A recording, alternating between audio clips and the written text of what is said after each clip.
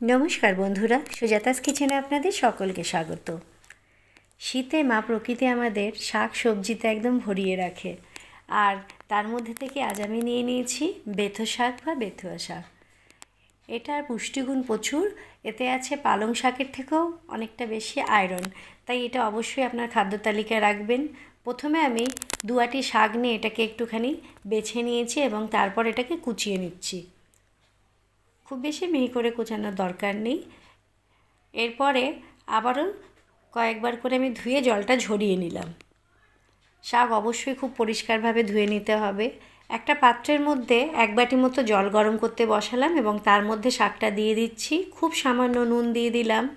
একটু ভালো করে ওপর নিচে করে এটাকে মিলিয়ে নেব আর একটা ঢাকনা দিয়ে জাস্ট 1 ফুট হতে দেব। খুব বেশি কিন্তু বয়েল করার দরকার নেই, এতেই শাকটা অনেকটা নরম হয়ে যাবে এবং দেখুন কতটা জল ছেড়েছে। এবারে এটা একটা ছাঁকনির মধ্যে আমি ছেঁকে রেখে দিলাম। এবারে একটা পেঁয়াজ নিয়ে সেটাকে একদম কুচিয়ে নিচ্ছি ভালো করে। আমি আজ এটা পেঁয়াজ এবং রসুন দিয়ে করব, তবে আপনারা যদি নিরামিষভাবে করতে চান সেক্ষেত্রে আদা কুচি দেবেন, তাতেও স্বাদটা কিন্তু ভীষণ ভালো আসবে।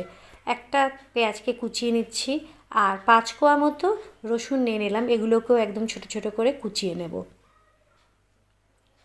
কড়াইয়ের মধ্যে আমি সর্ষের তেল দিয়ে দিলাম। রান্নাটা সর্ষের তেলেই করতে হবে। প্রথমে রসুন এবং একটা কাঁচা লঙ্কা কুচি দিয়ে দিলাম, একটু নেড়ে চেড়ে নেব। এরপরেই পেঁয়াজ কুচিটা দিয়ে দেব।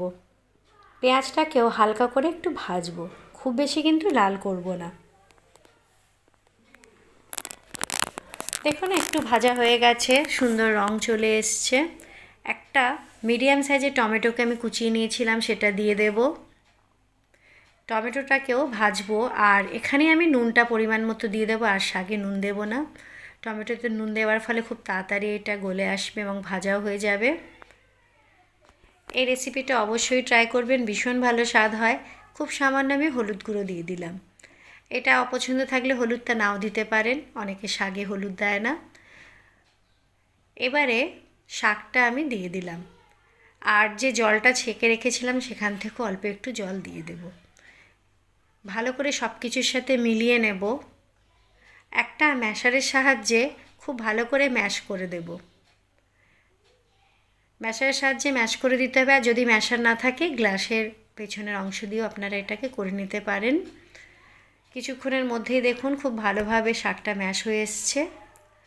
খুব সামান্য অল্প একটু চিনি দেব, এতে কিন্তু মিষ্টি হবে না, শাকের স্বাদটা খুব ভালো আসবে, তবে অপছন্দ থাকলে নাও দিতে পারেন।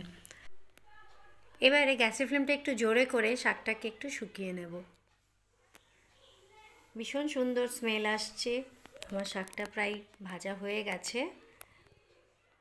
দেখুন এবারে এটাকে আমি একটা পাত্রের মধ্যে তুলে নিচ্ছি। গ্যাসের ফ্লেমটা আমি বন্ধ করে নিয়েছি।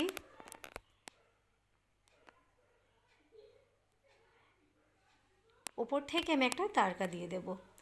একটা হাতার মধ্যে আমি ঘি দিয়ে দিয়েছি, 1 চামচ গরম করেছি, আর কিছু রসুন কুচি দিয়ে দিলাম, আর একটা শুকনো লঙ্কা ফাটিয়ে দিয়ে দিলাম, ওপর থেকে দিয়ে দিয়েছি।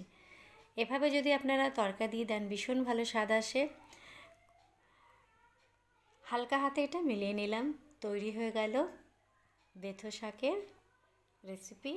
আপনারা এটা ভাত, রুটি কিংবা পরোটার সাথে সার্ভ করতে পারেন। ভিডিওটা পুরো দেখার জন্য অনেক ধন্যবাদ। সকলে ভালো থাকবেন, সুস্থ থাকবেন।